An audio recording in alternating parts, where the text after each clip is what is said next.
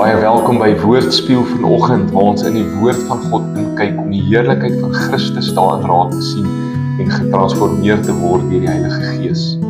Vanoggend, toe ek Genesis hoofstuk 1 lees, toe staan daar die twee verse wat so bekend is vir my uit Genesis 1 vers 26 en 27. Ek gee dit die titel vanoggend in God se beeld en gelykenis. En ek lees vir ons. Toe het God gesê: laat ons mense maak na ons beeld, na ons gelykenis, en laat hulle heers oor die visse van die see, oor die voëls van die hemel, oor die vee en oor al die diere wat op die hele aarde kruip. God het die mens geskape na sy beeld. Na die beeld van God het hy hom geskape. Man en vrou het hy hulle geskape. God skep my in sy beeld en na sy gelykenis. Sonder om baie tegnies te raak, beteken dit dat God my skep om soos hy te wees. Nie in wese nie, met ander woorde, ek word nie God nie, maar die kapasiteit om met hom in 'n verhouding te staan.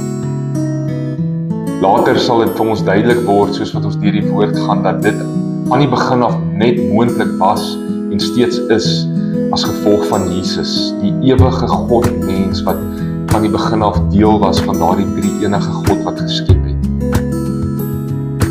Dat ek van die begin af in sy prototype geskep is.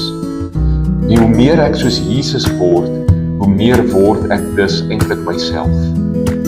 Hoe verder ek van Jesus af weg beweeg, hoe verder beweeg ek weg van die waarheid van wie ek is, en hoe verder beweeg ek weg van die wêreldbeskouing waaruit ek geskep is om te leef.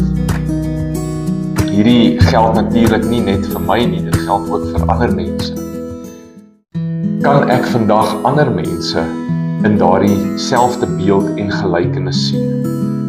Dit is soms moeilik, want soms het mense so ver van daardie beeld af wegbeweeg, dat dit moeilik is om hulle te sien as beeld van God en gelykenis van God. Maar ek moet weet, dit is wie hulle ook is, in hulle diepste wese. En dit is die waarde wat God aan hulle koppel. In Jesus kan elke mens weer terug beweeg na die waarheid oor wie hulle regtig is. Kom ons onthou dit vandag. Kom ek bid vir ons. Jesus, help my om vandag oor myself te dink, soos wat U van die begin af oor my gedink het. Help my ook om vandag oor ander te dink, soos wat U oor hulle oorspronklik gedink het. Al is hulle dalk tans ver daarvan af. Amen.